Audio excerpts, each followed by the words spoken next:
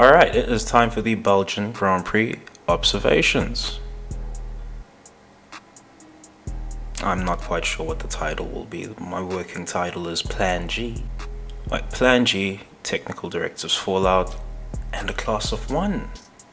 And well, the title could be longer than that, but it needs to be only 3 things. And I don't want to put Sir Lewis Hamilton in the title. Anyone who's been on the channel knows that. We'll get to that. But anyway, there's a Technical Directives Fallout to get to. And how to unpack this? Well, I suppose we can just reference the performance graph. I'm unsure if this is the AWS performance graph that it's not F Wonderful anymore. Anyway, formerly F Wonderful is going off about. These graphs are for the previous Grand Prix. They're always a Grand Prix behind. So yes, Ferrari did have the fastest car before these technical directives landed, which is why it was pretty important for them to actually rack up some results in these previous Grand Prix. As things stand, do I expect them to win somewhere? I actually expect them to have a faster car than Red Bull at Zandvoort.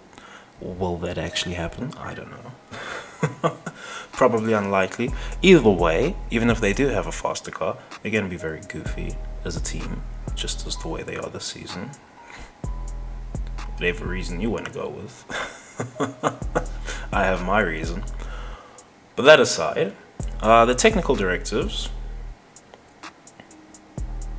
regardless of whatever anyone called, on how these directives would fall. And it's useful that, well, we just raced at Spa, because Spa is, well, if we got to have anything we want in the world, then I suppose, well, aside from the Nordschleife, Spa would be the next best test venue for an F1 car. But anyway, as things are, circuits like Jerez and Barcelona are used right now. Circuit de Catalunya. These are the type of popular test venues right now, along with Monza and, well, Hockenheim in a certain time. But anyway, Paul Ricciardo as well. But anyway, if there were a better test circuit than all of the popular ones, really it would be Spa. So this is a pretty good barometer for what to expect for the rest of the season. And that is that. Red Bull, for the rest of the season, now have the fastest car. Let us be accurate, they did not have the fastest car before Spa. They might have had the fastest car at some point earlier in the season, but Ferrari were otherwise ahead for most of it on just pure pace. And now this performance chart is going to be adjusted for the next Grand Prix because, well, it's going to be referencing the Belgian Grand Prix, and the Red Bull was demonstrably faster than any other car could muster. Now, there's various reasons for that. Number one is, well, the technical directives are forcing teams to raise their cars. All except Red Bull, because they already solved porpoising. I mean, the Ferrari is still getting a little rickety going down the Kimmel Straight. The Mercedes not so much, but otherwise there's a few other cars getting a little rickety going down the Kimmel Straight, but not the Red Bull, because Red Bull have had this thing solved since the start of the season. And that aside, the little bit of ricketing going down the Kimmel Straight isn't actually the game changer. It's actually just the elevation change going through our Rouge and through Radion. As the game changer, Brundle had that take during the Grand Prix. I believe that's an accurate take, because Red Bull don't have to raise the car as high as anyone else to get through there. Everyone else, to make their car race legal, to get through 44 laps of Spa in anger, what you would anticipate, well, you gotta make some concessions. And I suppose the one interesting touch point for Zandvoort, going into Zandvoort, I believe we are going to the Dutch Grand Prix now, is that it You'll be curious. I'll be curious to see how the cars actually go through some of the banked corners, especially that turn 3 or turn 4, whichever turn that is. Or perhaps it's turn 2, who knows? But whichever turn that is, that huge banked one at Zandvoort, be very interesting to see what the cars look like going through there, and if your car being able to go low is going to be faster, if they're going to be running it like last season and go high. Well, we'll see. We'll see which cars can actually ride through there. That's another one. But otherwise, because the circuit is so, it's kind of like a go-kart circuit. It's another Hungaroring low-speed circuit. I am expecting Ferrari to be good there. Whether that actually bears out is anyone's guess, but that aside. The technical directives have favored no one. Well, maybe they favored tracing Martin a bit, who knows. But otherwise, they favored no one, bar Red Bull. And Red Bull were, even their sister team has made gains. They were so comfortable that they even did Paul di Resta's suggestion of getting those AlphaTauris out the way. Can you believe that? I can't believe they did that. Anyway, I can. But anyway, I suppose Red Bull powertrains now owning their own engine. Well, they're gonna race the engine system now, which all credit to them. That's their own unique flex that they can do, I suppose, on account of owning 2 teams. Alright, first one. I have to note that this is the first one. There's too many engine penalties. I don't even know what the fuck is going on with the engine penalties. Like, I was watching qualifying, knowing that there's a whole swath of engine penalties about to be applied, and I'm looking at the grid that's forming up. I'm like, the qualifying results, because I didn't actually know what the fucking grid would look like. There's too many engine penalties, right? So I'm looking at the qualifying results forming up, and I'm like, okay, well, that's an expected qualifying result. I'm surprised. I'm surprised Red Bull even bothered running a Maximilian in Q3, but anyway, they did it anyway. And it was far and away, it wasn't even close, was it? Doesn't help that Spa is such a long circuit, such a technical circuit, such a car dependent circuit, and well, gaps are even larger just on account of the circuit's length. Now Zandvoort will be a little shorter. There will be less areas for the Red Bull to stretch its legs. You gotta make another note on this. But otherwise, it's too many engine penalties, man. Fix the engine rules somewhat. Do something. Give these teams a joker or something. Like give them something, because that was crazy. That was crazy. I didn't know what the grid was gonna look like. I don't know. I suppose James Ted's keeping up with this shit somehow, but I really didn't know what the grid was gonna look like, and I knew whatever the qualifying results were just completely superfluous. But anyway, the grid did shape out comfortably for some people.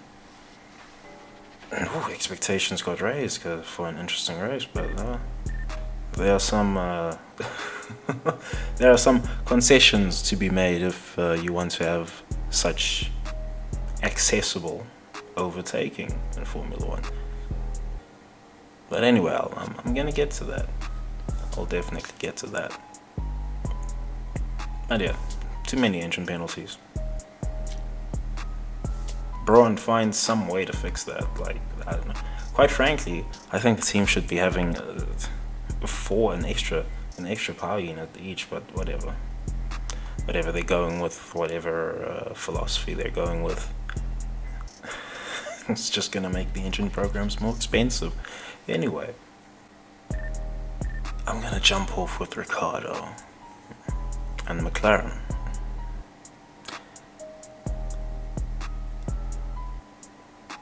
Now, I'm not too sure what the Court of Contracts, what understanding they've come to over there in regards to Piastri's contract.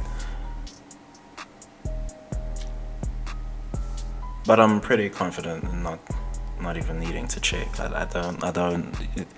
It would be bizarre for me if Mark Webber, as Piastri's manager, were to remain so firm if the contract were ironclad and Alpine were going to acquire his client anyway.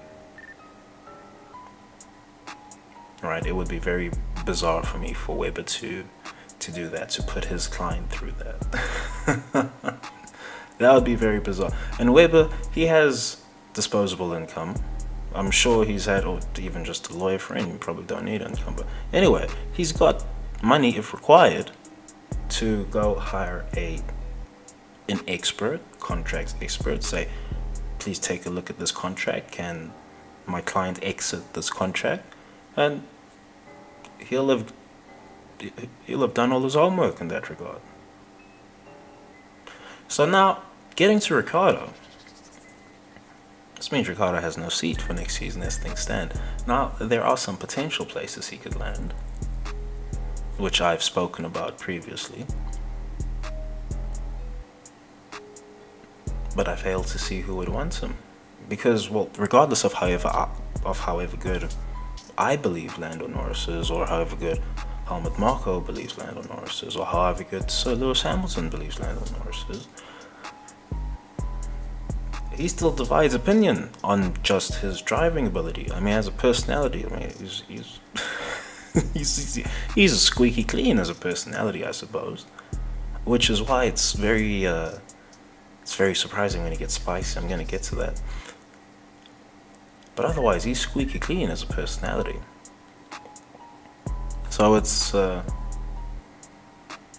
not gonna find anyone who dislikes him. Perhaps they could dislike him for being vanilla, but that would be that would be something. Dislike him for being vanilla. He's just a bit too plain, milk toast or whatever. Yeah, that would be a fine critique if you so want to do that. But he's very popular with the kids who are hip and stuff. So is he really vanilla? Who knows? Who knows? But otherwise, Ricciardo got locked out of Q3 by Alex Albon. And Albon, he's had a brilliant weekend, right? I'll get to Albon. I'll get to everyone, I believe. Every story that matters to me. But otherwise, Albon has had a brilliant weekend when Ricciardo got locked out of Q3. Shocker. Absolute shocker. And Norris is the one with the engine penalties. He was starting well behind Danny Rick and he ended up finishing ahead of him.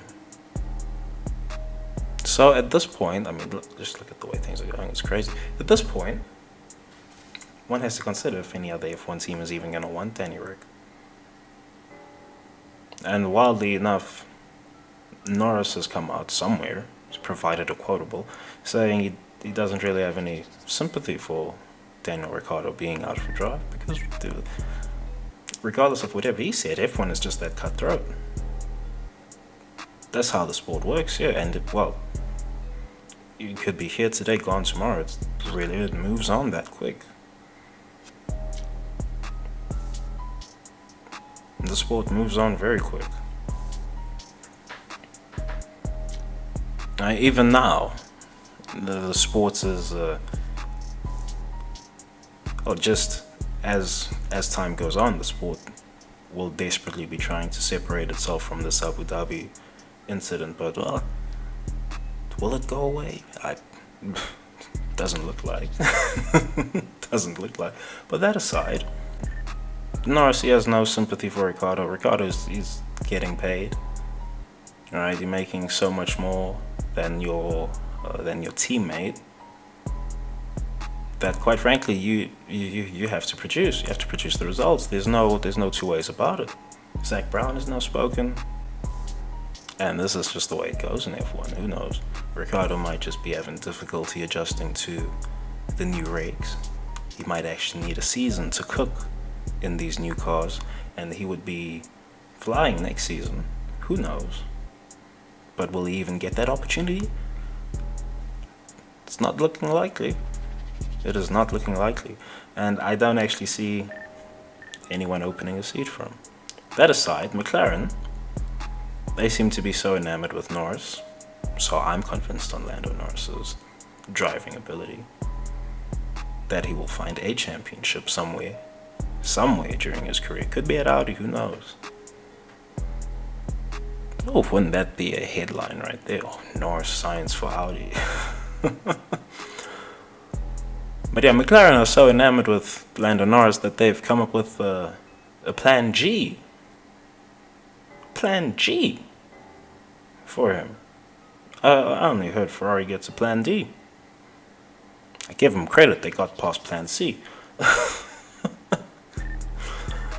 But the way it sounds,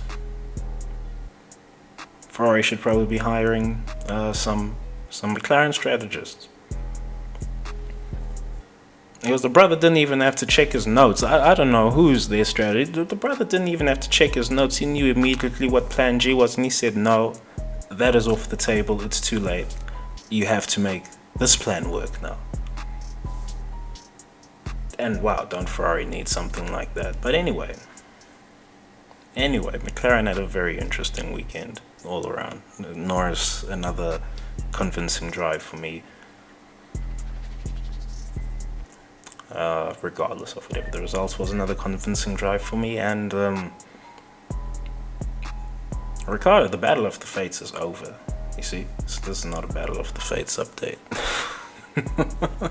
And Ricciardo, well, this is his advertisement to other teams, and it's not been a good start. Moving right on, I have to lay into Ferrari. And because Ferrari have just been pretty goofy all weekend. Well, I say that, but they actually looked responsible on Friday. I mean, they're actually doing their homework on the hard compound tires. Well, they had Leclerc do his homework on the hard compound tires. Very rare occurrence. Perhaps they're only doing this because, well, they had engine penalties lined up for Leclerc. Would make sense to me. But otherwise, the weekend stopped looking professional right after that. Tell you what are these men doing? You tell me what Ferrari are doing, because I can't tell you what I cannot. If you came here to get an answer as to why Ferrari are so goofy in qualifying, putting Leclerc out on some fresh softs when he's just going to provide a slipstream and he's going to be dropped to the back of the grid anyway, and they don't have raw pace in the car to just drive around everyone without the tire differential. Well, you tell me, because I don't know what they're doing. I don't know, perhaps they've hired an AI and the AI's done a Mazda, who knows? Who knows, they're signing AI rappers now. So anything's fucking possible. But otherwise, yeah, there's a tie gap for Leclerc and quali. Not only are Ferrari goofy, but Leclerc is also just unlucky as sin. He got a tail strip stuck in his brake, out of all the things. Would you believe it? The safety car had fallen just right.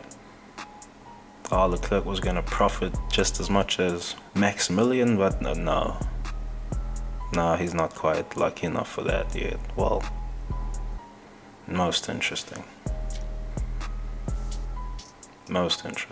Another very interesting observation about Ferrari is that Leclerc and Ferrari are rebuilding trust live on the air. Question? That was a question. But yeah, they're having to rebuild their trust quite literally live on the air. It's quite fascinating to see. I don't know why.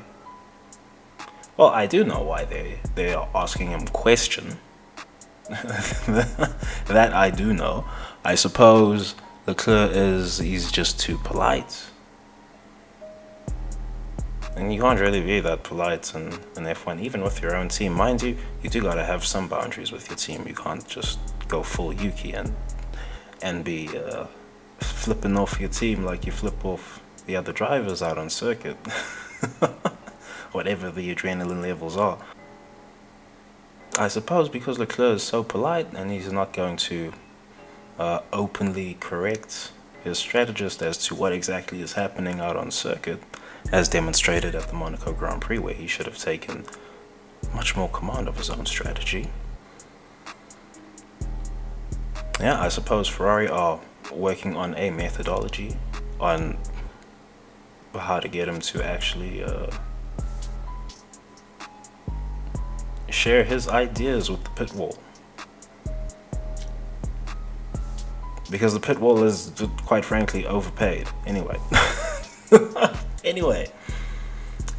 Anyway, things were panning out. It was a decent recovery drive from Leclerc. He should have finished higher, even with having to stop to get this this brake duct cleared. He should have finished higher regardless, in my opinion. The car should be able to, and he should be more aggressive in traffic, but otherwise, that's just my opinion. That is just my opinion. Just on account of how I believe overtaking is working this season. I'll get to that.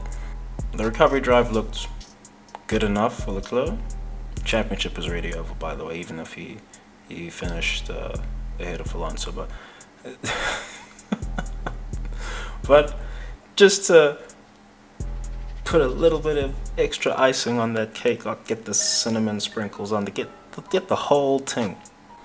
Just to put a little extra on Ferrari's weekend.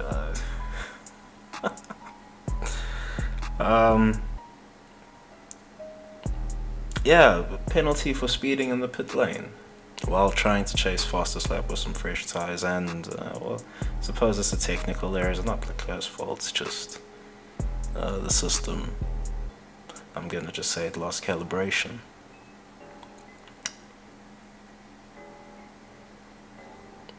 And that's the way the cookie crumble for Leclerc. That's the way the cookie crumble. But I mean, he won't be this unlucky for the rest of the season. He should pick up a win somewhere. I'm suspecting next Grand Prix at Zandvoort.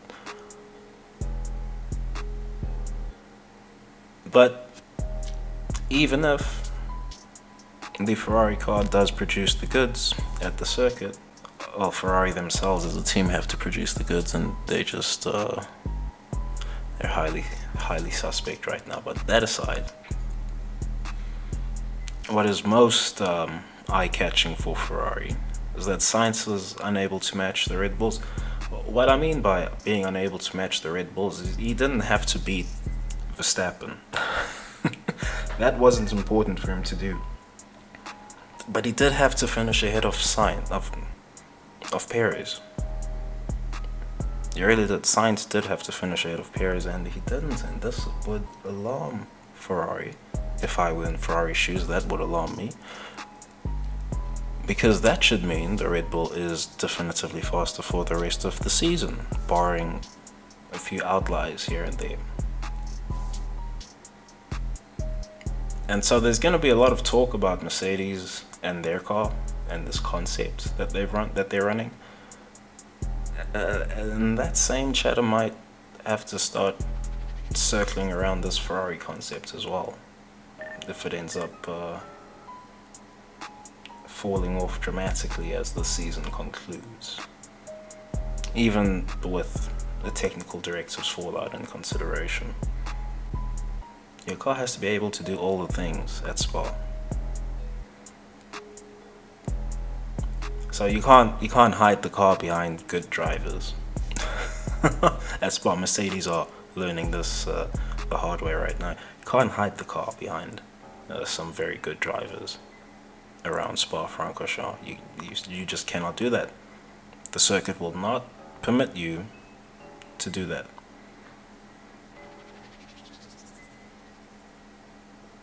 And so Ferrari are now worried because Sainz should be decisively faster than Checo Perez. They are going to be worried for very good reason. Anyway, all right. It's only live once, isn't it? Anyway, the most puzzling piece of the whole Grand Prix footage is this Lewis Hamilton walk off. Anyway, it looks staged to me. It looks like a TV stunt. But anyway, getting to the incident, I suppose people are gonna want this take. Yeah, so Lewis, he's at fault for this, just the way it is now. It's been deemed a racing incident.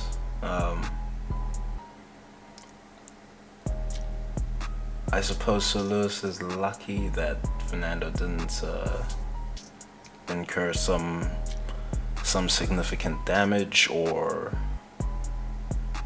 even spin, because I suppose the stewards would have looked a little more dimly on that incident. But anyway, that one is Sir Lewis Hamilton's fault. Do I care that Alonso has gotten spicy behind the steering wheel? No. I mean, the drivers are experiencing so much adrenaline at the start of a Grand Prix. I mean, I can't expect them to be policing their mouths at such a moment. I mean, really, who really is expecting that? I mean, yeah, there are some drivers who will police their mouths, but I mean, even Sir Lewis Hamilton has gotten testy with some. Well, he's had his limits tested with some drivers. I'm pretty sure he was cussing a storm on the radio when Maldonado took him out at Valencia. But anyway, even the most polite person would cuss up a storm there. So there's some things that happen in Grand Prix where, you really can't be holding drivers to account of what they say while in cockpit. I mean, just be realistic about it, honestly. Honestly, you can't hold them account to what they're saying in an environment that no one has reference for. I don't have reference for that. Yeah, I've been go-karting before, dirt karting as well. It was some fun activities like this, but nothing is like being in a Formula 1 car itself, but even just the GT race, and nothing is like being in an actual racing machine. Especially when driven in anger, like you're trying to drive faster than another man. So no, I can't hold Alonso to account for whatever he said on radio. It's fine, right? He can say whatever he wants to say. At the end of the day, there's only one stat that matters in this whole sport. What's your championship count? Well done, Alonso. You got 2. I consider them both legitimate. You got 2. But you're talking to man on 7. And you know yourself it should be 8. You watched the film. You watched the film. But that aside, I'm not even going to get into the 9 and 10, but that aside. What does the rest of the season look like for Mercedes? I still expect them to find a win. Alright, now someone's going to go through the whole video. I expect either Ferrari or Mercedes to find a win at Zandvoort. Failing that, well, I suppose Mercedes won't be winning this season. Unthinkable, or who knows. But failing that, it's looking like pretty slim pickings for Mercedes. Mind you, it's F1, anything could happen at any moment. But otherwise, no penalty for Sir Lewis Hamilton. In my mind, the FIA is avoiding a social media uproar by giving him a grid place penalty at the Dutch Grand Prix. I really do believe that they're avoiding social media uproar.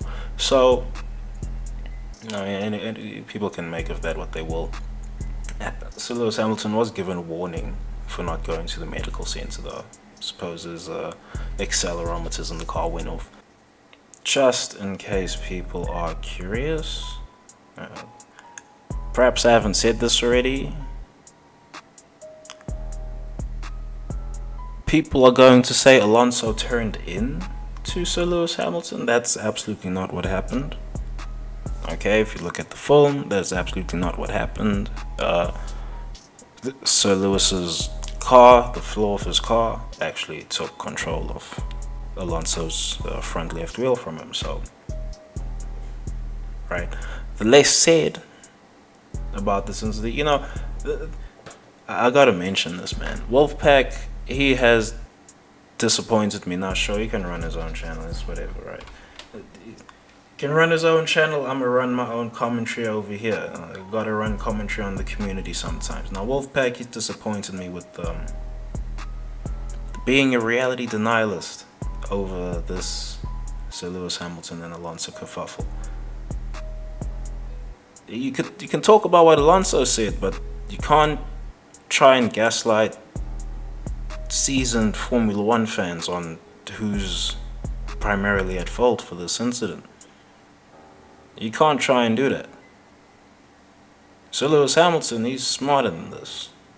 Alright, he's absolutely smarter than this, and quite frankly, it doesn't even matter. Like, okay, so he made a mistake in close combat.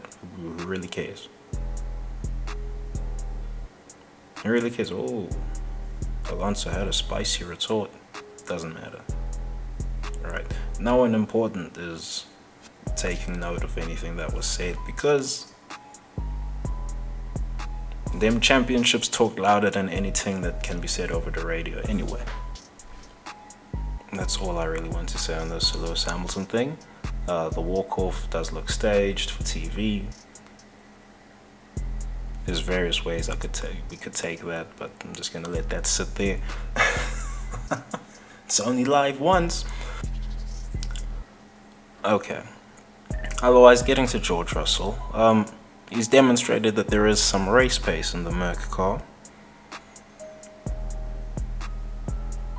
Well, on account of he was threatening to catch and overtake Sainz towards the end of the Grand Prix. So,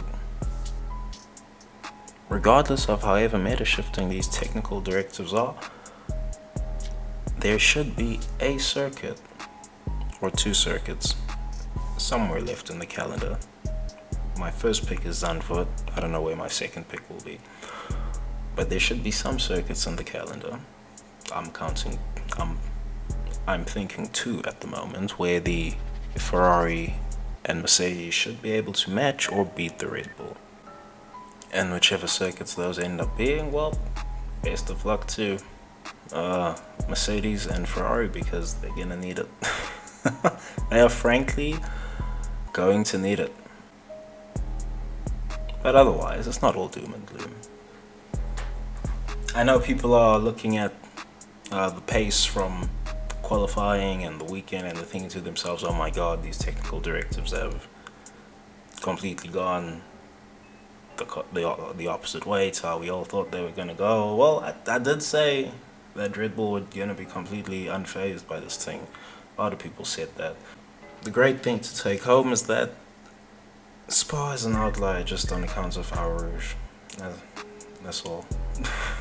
It is an outlier circuit because that's a crazy piece of track that these cars got to get through and still be able to pass scrutiny. That's not going to be the case for all the Grand Prix, so we'll have to see what happens with the TDs. I will say it's probably not as bad as people believe it looks. I mean, Spa is a long circuit. If you have a faster car over each sector, it's going to add up by the end of the lap. I mean, this is a very long circuit. That's just the way it is. But otherwise, Zandvoort is going to get people a little hyped. Things are going to be closer, tighter, and very important. Alright, I need to reference this performance chart again. There's no car that is over 2 seconds slower than the fastest car. At least over regular circuit lengths. Right, the average circuit length. Spa, different thing. Someone's going to say, oh, but no, the Williams and the Haas are qualifying 2 seconds slower than. Listen, Spa is a completely outlier circuit. These cars would be qualifying optimistically something like 7 seconds or 7 to 10 seconds slower at like the Nordschleife. So circuit length matters. Good drive from George. I mean, Ferrari were convinced enough by his pace at the end of the Grand Prix. Good drive from George. But it's gonna be pickings that feel as slim as the start of the season from here on. Alright, I can put AlphaTauri and Red Bull in the same piece. Because they actually did Paul di Resta's, they actually pulled through on Paul di Resta's suggestion and shuffled those AlphaTauris out the way for Maximilian Verstappen. Well, the power of owning your own power unit, isn't it? Unique flex unlocked. Let's go. Anyway, let me just touch up on Liam Lawson. Liam Lawson is who Helmut Marko has selected as the next Red Bull graduate. So when Pierre Gasly says goodbye to the team at the end of next season, 2024, Liam Lawson should be well cooked for that AlphaTauri seat. It will be interesting to see if Yuki Tsunoda survives to 2024. But anyway, he's been sandbagged as well. It's not as heavy as Yuri Vips was sandbagged, but he's been sandbagged as well. Anyway, the AlphaTauris were shuffled out the way. Unique flex. The AlphaTauri drivers made some good drives, some pretty good drives. I've already said earlier in the video, I believe the technical directives have also favored AlphaTauri in a way because they're getting hand-me-down knowledge from Red Bull. Anyway, getting to the Grand Prix. I've already commented on qualifying. Maximilian demonstrated just how fast the car was in qualifying. Anyway, it was a terrible start by Perez. He's very lucky that there's been this kerfuffle with Sir Lewis Hamilton and Alonso at the start of the Grand Prix, because I don't think he was gonna find it as elementary as Maximilian Verstappen to get past Alonso. So he's very lucky that there was this kerfuffle. Very lucky. The safety car. The safety car. Oh man, I'm gonna expand on F Wonderful's take when we get to talking about Latifi. But the safety car has indeed benefited Maximilian Verstappen. A very well-timed safety car. And well, the race unfolded too quickly from there. I'm going to touch on notes from commentary later. But the race unfolded pretty quickly from there, as soon as the race resumed after the safety car. Pretty quickly. There's this comment about losing a silly amount of time while Maximilian was behind Perez. Now, he was probably losing a silly amount of time behind Perez. But well, this is what it's gonna look like if any of these kids get a mega car in this formula. I mean, even right now, it's really not a spread out formula, but just on account of overtaking being so accessible, because, well, the fans voted, we want more overtaking, and, you know, the hardcore F1 fans are always saying a little less overtaking would go a long way. But anyway, we got more overtaking. Overtaking is a lot more accessible, and this is what's going to happen on account of overtaking being so much more accessible. You're going to have circuits. Now, admittedly, Spa is a pretty reliable circuit to overtake on, but you're going to have circuits where it will make sense for Red Bull powertrains to load up on a power unit because, well, you can just drive to the front. And who knows, one of these MK assets will just crash a car on purpose anyway. And say that out loud. Allegedly. Allegedly. Oh man. Boy, they gotta stop talking sometimes. No. But otherwise, narrative of the weekend, a class of 1 for Maximilian Verstappen. Oh, can you believe it? Now, people gonna get all hype on the racism. I need people to slow down on this because you are devaluing what is actually racism. I mean, look, F1 always does this. Well, I can't say it always does this, but it definitely did this when Schumacher came off his 7 championships. Right? I'm not saying Alonso picked up a dirty championship, and it's different. There's very different context around this one. But when there's the new thing after there's been an era of dominance, of sheer dominance, right? When there's a new hotshot around who's stealing some shine from the GOAT, from the new GOAT, yeah. The sport leans into that person because they're the antidote. Alonso got this shine when he was the antidote to Michael Schumacher. Who cares? Who cares? I don't care. I really don't care. Alonso got this shine when he was the antidote to Schumacher. Kimi Räikkönen got this shine because he was keeping Michael Schumacher at bay as well. So this is nothing new for Formula One. This ain't anything new.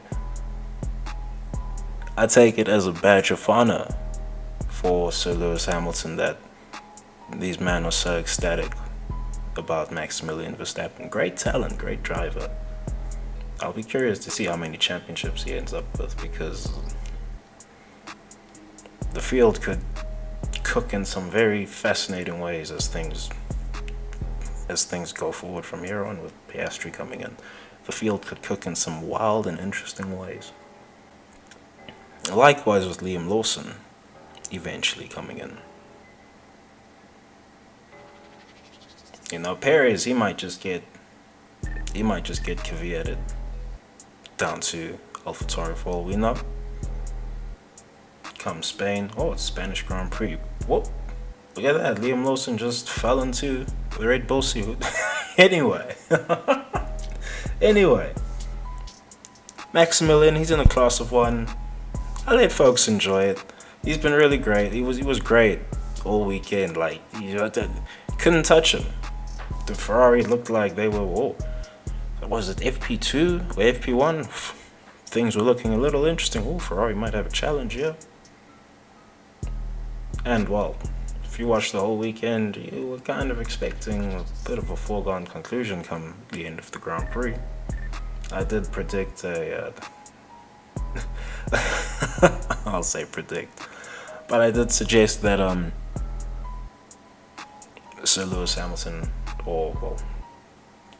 it was most likely to be Sir Lewis Hamilton, but I did suggest that Mercedes were on for a win in Belgium. I did not, however, expect the technical directives to be so punishing, especially around Spa. You see, everyone else was trying to make their car race legal, right, over the weekend.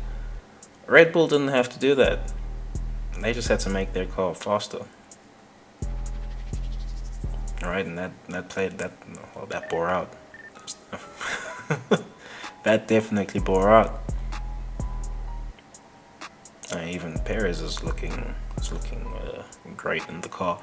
If you have high standards for Perez, then you are indeed wondering why he's finished behind Maximilian. But this is just the way it was gonna be. Right? Perez could never. You see what Bottas did. versus Sir Lewis Hamilton. Right? Perez could never. Forget about it. He could never.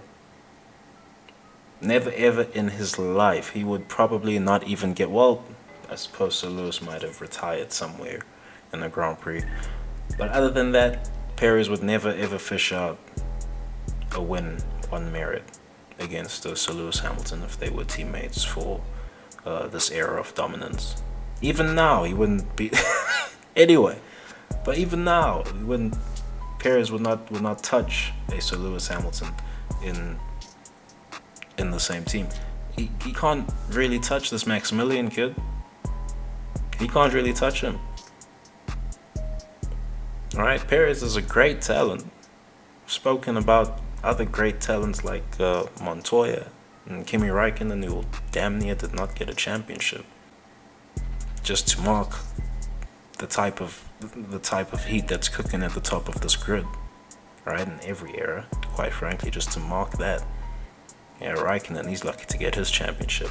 Yeah. So when a driver like Perez gets to fit himself into a top team, I mean, look, he doesn't even have the fundamentals of Valtteri Bottas, right? We're talking very fine margins here, but he doesn't even have the fundamentals of a Bottas. So it's no contest for Maximilian Verstappen. All right.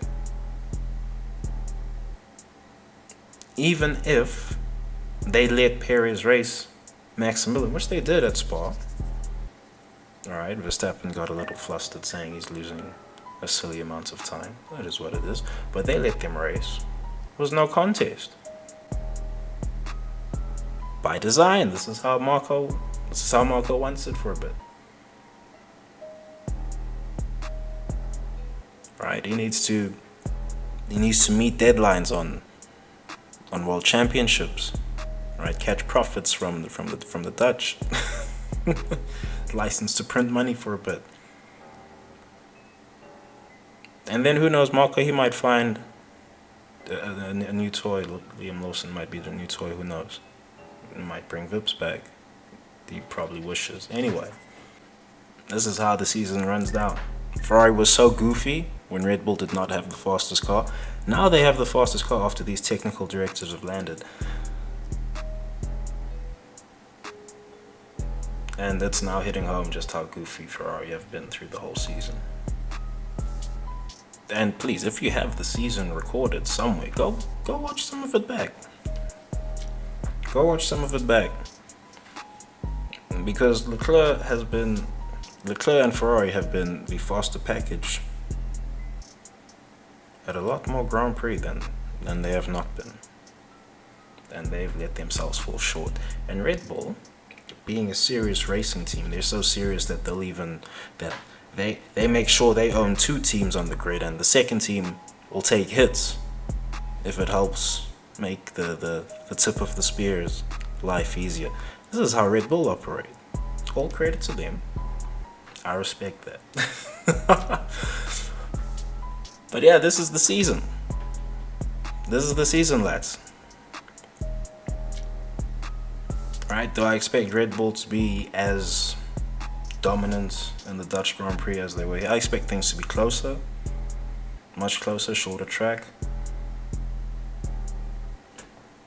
But it is a very technical circuit, so the Red Bull is going to be good everywhere from here on. All right, we'll be looking at outliers for circuits where it's not good. We're looking at outliers for circuits where Ferrari were not good before this Belgian Grand Prix. So Ferrari, whatever reason you want to give for how they've been so goofy this season, you can lay it on them. Anything. It's a learning season though, so it is what it is. Red Bull, by contrast, they ain't learning. Ain't no learning going on here at Red Bull. They're executing, and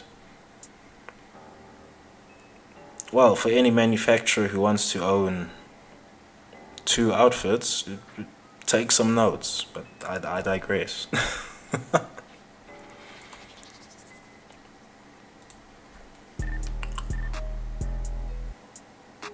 Alright, I gotta touch up on Williams.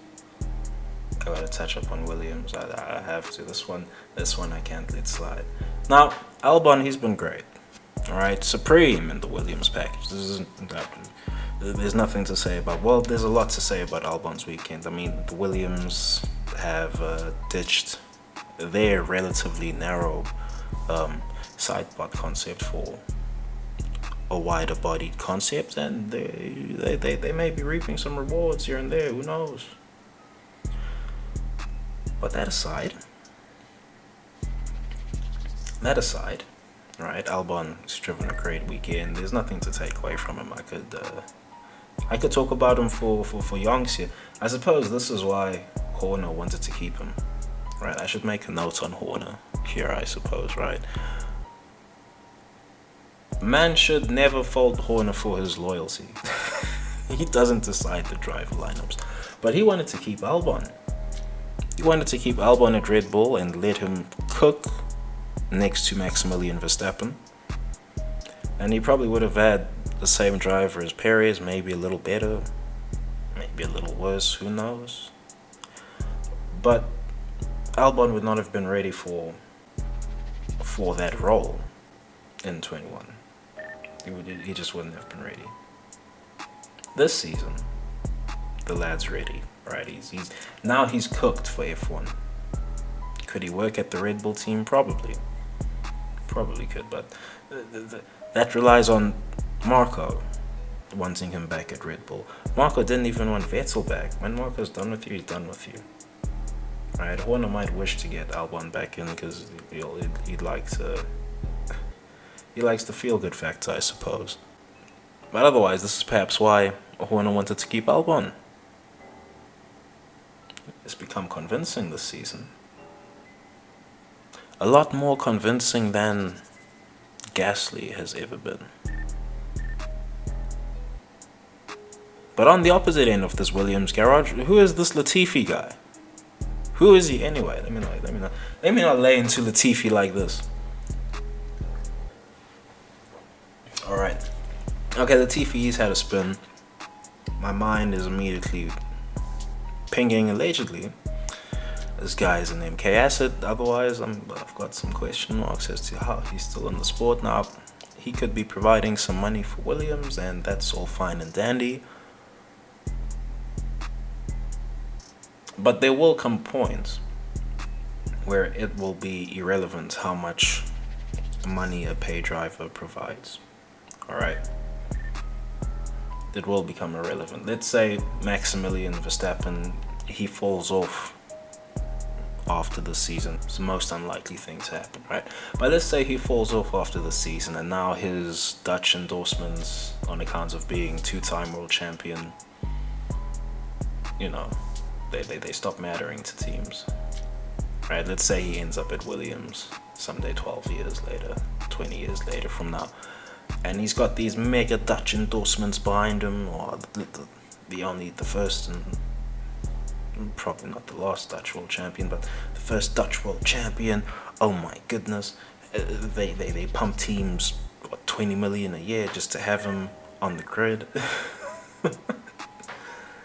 And he's fallen off so bad, and he's spinning and crashing, and he's cosplaying Latifi, and they just say, hey, yo, this money ain't worth it. This money ain't worth it. Forget about whatever merch we sell with having this guy in the team. This money just ain't worth it. And that would be a driver with pedigree. Look at Ricciardo. You can get an easy Australian sponsorship with this guy. So freebie. You can get some other pretty niche sponsorships just on account of his personality. But he's gone. It's going. It's going, Ricciardo. That money don't matter because he's just not producing. And Latifi, well, I'm impressed that he's still in F1. I really am. I'm impressed. I suppose he might be off the grid next season, but I'm not expecting it. All right, I expect him to at least start next season. I do expect that to happen. And if he starts the season, he'll definitely end up finishing the season, unless, I don't know, Canada go to war with the world, which I just don't see happening. Which I just cannot see happening. But otherwise, it's fascinating to me that Latifi is still in F1. I mean, Maldonado didn't bring enough money to justify him staying in. And now, I'm not going to say the Williams is going to be good at a lot more circuits. Spa is definitely an outlier just on account of the Kemmel Straight being what it is. Right, so I'm not going to say Williams are going to be a spicy outfit at any circuits from here on. Mind you, they might be spicy. They will be spicy at Monza. I should actually put that on record. They will probably be a spicy outfit at Monza. But after that, maybe Mexico, otherwise every other circuit. I just don't see them producing something notable. Who knows, maybe Singapore reigns and Albon does another masterclass. Albon puts on another advertisement for Helmut Marko. But anyway, Latifi, he's still in the sport. He's now going to have some heat put on him on account of Albon's performances. Because, I mean, people don't even rate Norris. Norris divides opinion on his driving ability. Norris is definitely better than Albon. Albon's beating Latifi. I mean, Latifi, he's going to have some heat put on him from here. And no, he did not make contact with Valtteri Bottas. Okay, he did not. Valtteri did make avoiding action. Came up worse for wears. These things happen. Latifi just never should have spun to begin with, but anyway.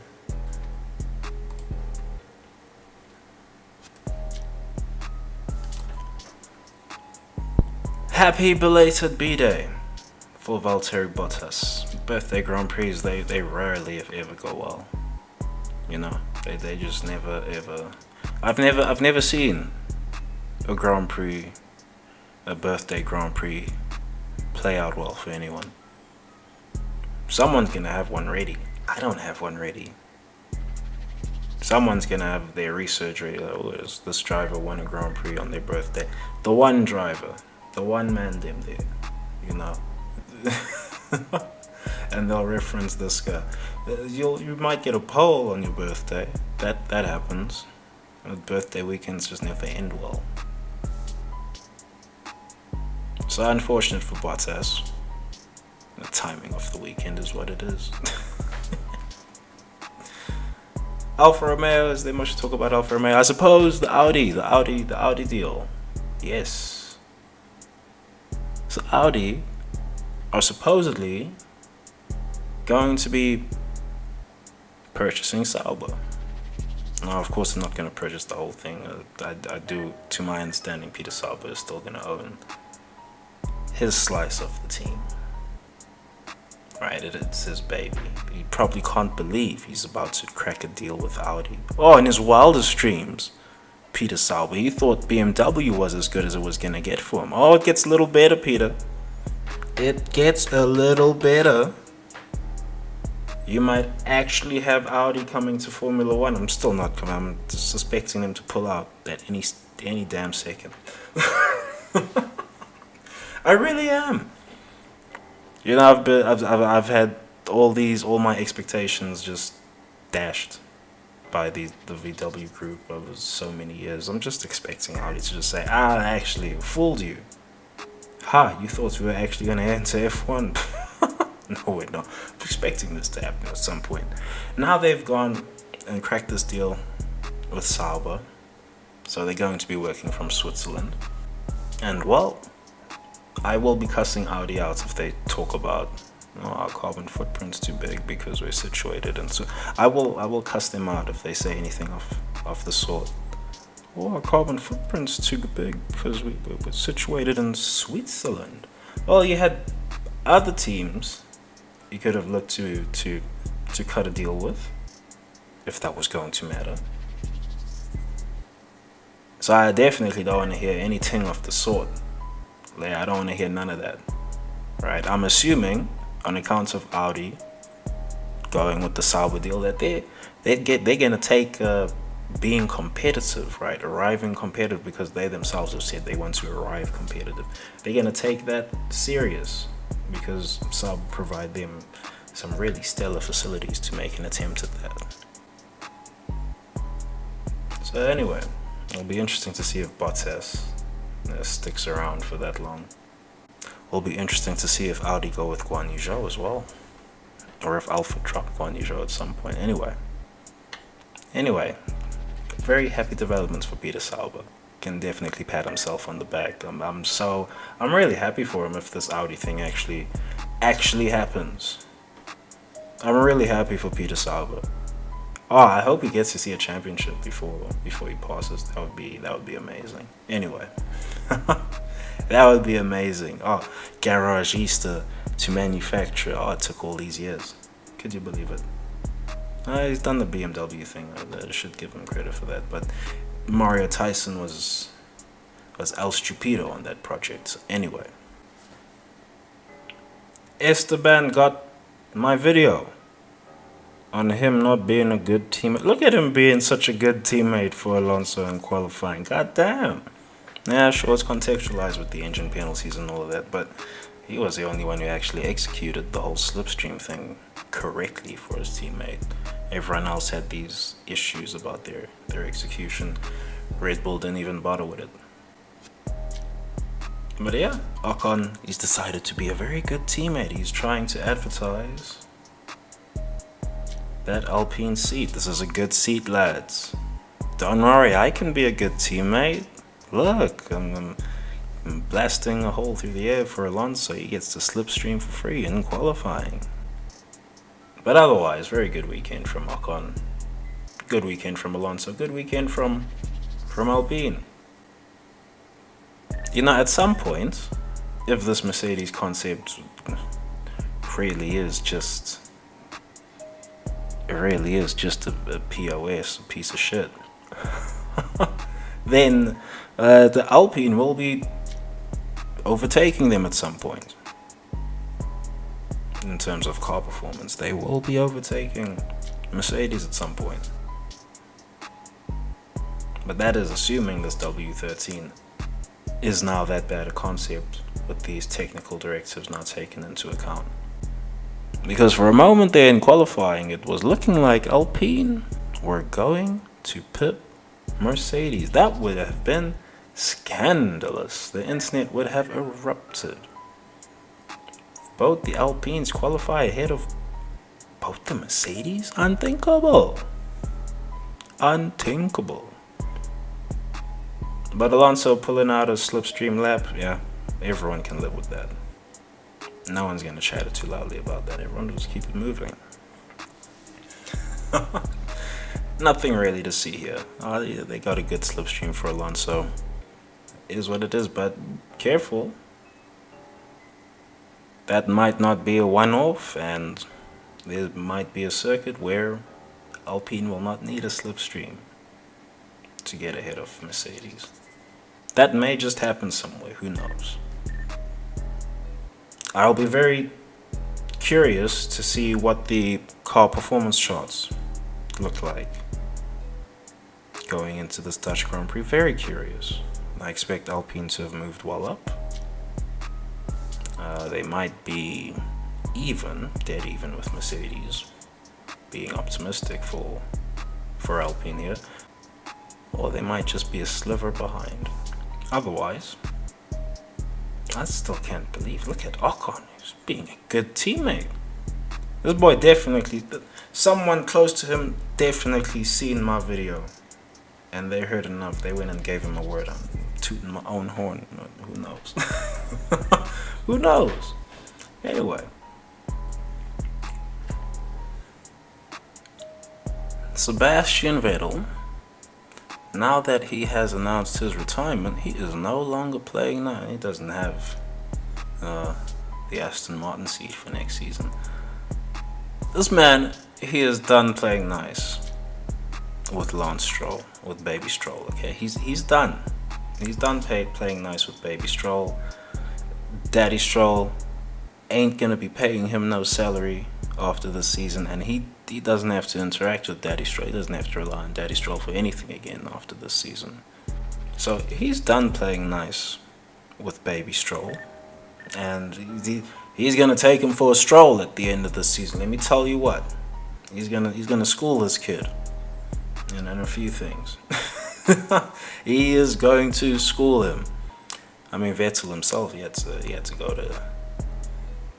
go to school for some of these moves that he's going to be showing Lance Stroll, but he's going to school him just a bit. If Daddy Stroll is serious about this F1 project, he's going to be ecstatic that Vettel is schooling him. But anyway, very interesting for me that Vettel is no longer playing nice. Expected, but interesting. I thought he was just gonna be the nice guy with Lance Stroll, but no, it seems he got some things to teach Baby Stroll, considering the way he's been raced by Baby Stroll at some instances, or I shouldn't even say raced. Right, Baby Stroll has just been absent-minded in some instances when Vettel has been near him, and he's gonna teach him some lessons right now. Very, very interested to see it. Very interested to see what Stroll can pick up. And if he picks up anything, he might actually become a decent driver anyway. I do think he's good already, but there's levels to these things. He's not even decent yet, but but anyway. Some sundry observations. Spa has been confirmed for 2023. I still think these circuits, I believe, I shouldn't say I still, I just outright believe, I believe these circuits are at war with Liberty Media on accounts of this Miami and Vegas deal, and they want something similar for their historical value or prestige value. We shall see what exactly metastasizes with these circuits as next season wears on.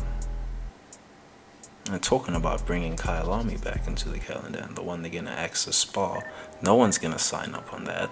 Very interesting, they're gonna make Kyle Army the villain circuit that killed Spa.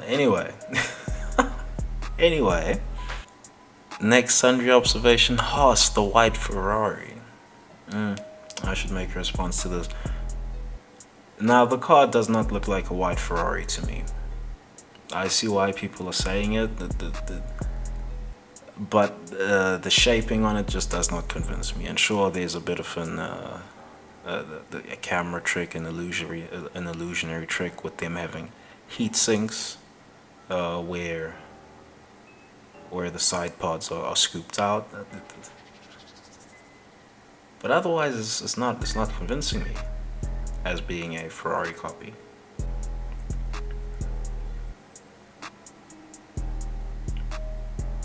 It's really not convincing me. It looks like to me that what it looks like to me is that they could is that they're just trialing the shape, quite frankly, and they haven't actually gone full commit on the scoop and the side pod, so they're just trialing the shape. And well, if it has potential, they'll keep it. If not, they'll ditch it for something more conventional, because it's not actually important to their car's performance envelope. The fact that they've scooped out their side pods just a bit like the Ferrari, it looks just a bit like it, but it still looks a little more, well, I say a little more, it still looks a lot more Red Bull centric to me. But anyway, it's just as likely both me and others are wrong, and Haas have just grabbed bits from both teams and seen what they could mash together. Anyway, it will be interesting to see. It will be very interesting to see how their car develops through the end of this season, and if they maintain the concept going into next season. I'm very interested to see what they do in that regard. But otherwise, the car doesn't look all that convincing right now. One more, and then I close with something else. But one more, there's very few lapped cars around Spa. And there's been very few lap cars in general this season, aside from some outliers here and there. There's been very few. It's definitely not like the old days where, you know, front and back were separated by 6 seconds. The days I come from, where front and back were separated by 6 seconds plus. It's definitely not those days. Now, yeah, front and back are separated by less than 2 seconds at conventional circuits. Spa does not count as a conventional circuit, so it's very few lap cars, and that's just a testament to how close the performance envelopes of all the cars are. But even with that, if you've got a package that is just that much more drivable than everyone else's, then, along with having speed, I should add, but if you've got that combination, then you get a situation like Maximilian, well, just tearing through the grid. No one raced him because there was no point to racing him. I mean, I could get spicy with it and say that, oh, look, they're just moving out the way for Maximilian, but there was just no point to racing him on the day at Spa.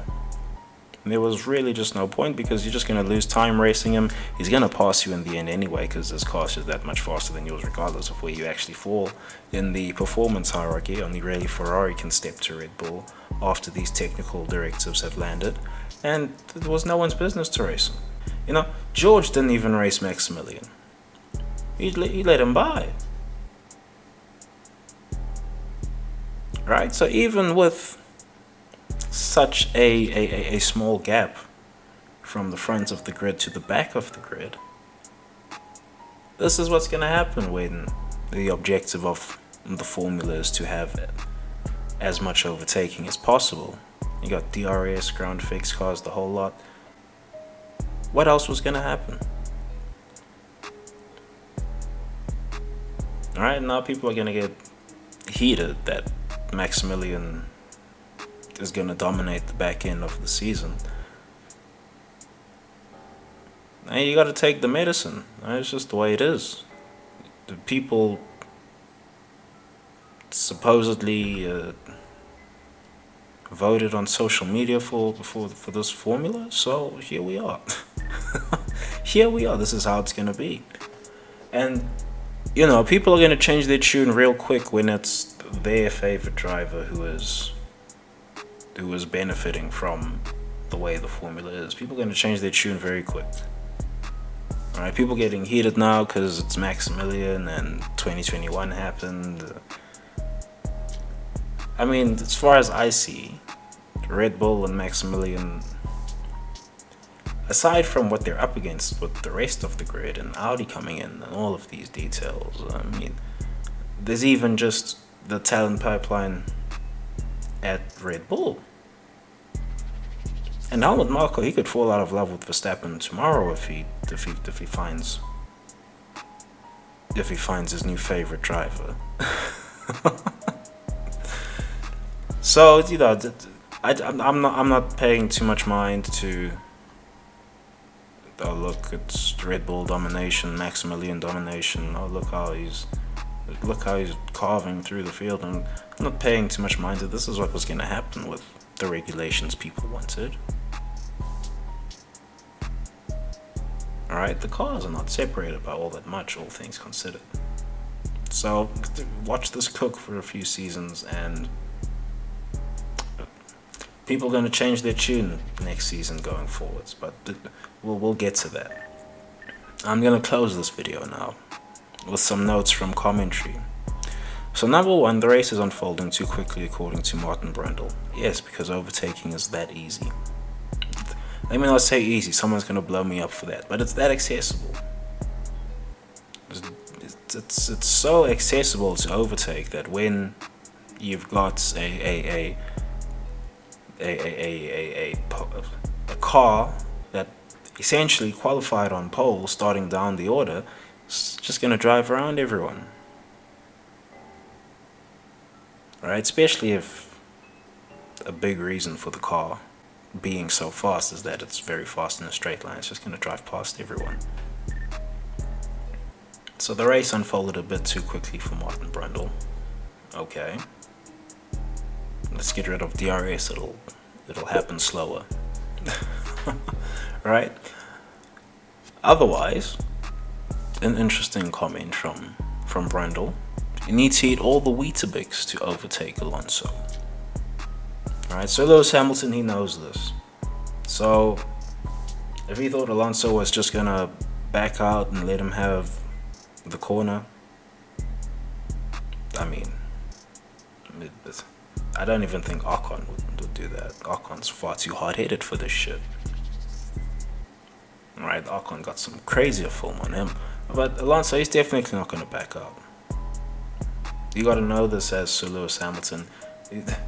I'm pretty sure he realized as contact was made, I'm pretty sure in his own head he said, oh fuck, this is Alonso, innit? So, yeah. You do indeed need to eat all the Weetabix to overtake Alonso, or just have a much faster car than him. Take your pick. And the last note from commentary, you can't match up time around Spa. You, as the GOAT, just a fast driver, a talented youngin', you cannot magic up time around Spa. You cannot just make the car faster by driving it harder. The circuit won't permit you to do that. Like Catalonia, it will not permit you to do that. Like Paul Ricard, it will not permit you to do that.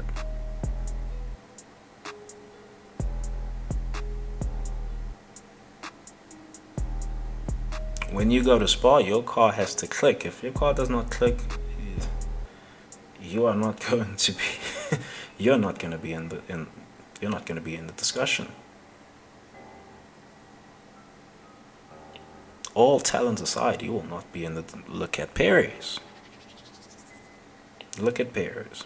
Now it's a different thing if you've got two teams who have cars that are very closely matched over the varying circuit geography that Spa provides. It's a different thing. It's a very different thing when you've got a car that can just do everything and another car that can't do one or the other thing. Ferrari, they can do the tight twisty bits, they do not have the straight line speed of Red Bull. And you will not magic up that time from somewhere. Well, if the straight line deficit is big enough, you will not magic up that time from somewhere. Especially if the car that is faster in a straight line is also just as good as you on the tight and twisty bits. But anyway, that has been the Belgian GP observations. Plan G, Ferrari gotta hire these guys, I tell you what. Plan G? Anyway, that's the vid. Peace.